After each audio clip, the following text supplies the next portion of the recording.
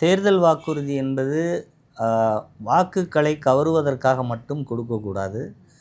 அப்படி வாக்களித்து விட்டால் அந்த வாக்கை நிறைவேற்றுவதற்கு இந்த அரசு சிறிதளவாவது முயற்சி செய்யும். ஆனால் இந்த அரசை பொறுத்த வரைக்கும் அப்படி எந்த முயற்சியும் அவர்கள் எடுக்கவில்லை என்பது தான் மிகவும் வேதனைக்குரிய விஷயம்.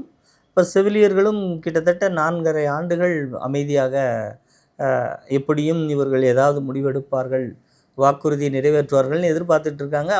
ஆனால் அவர்கள் எந்த ஒரு முன்னெடுப்பையும் எடுக்காததன் காரணத்தினால தான் இவ்வளோ பெரிய போராட்டத்தை அவங்க அரங்கேற்றுறாங்க.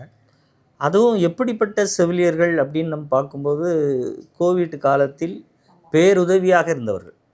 இன்றைக்கு தமிழகத்தில் கோவிட் காலத்தில், அதாவது முதற்கொட்ட கோவிட்டின் போது மிகச்சிறப்பாக எடப்பாடியார் ஆட்சி காலத்தில் இருந்த வரைக்கும் மற்ற மாநிலங்களை விட நோய் பாதிப்பிலிருந்தும் இறப்பு விகிதத்திலிருந்தும் மிகப்பெரிய அளவு தமிழகம் மிகச்சிறப்பாக நடந்து கொண்டது. அதற்கு காரணமானவர்கள் செவிலியர்கள்.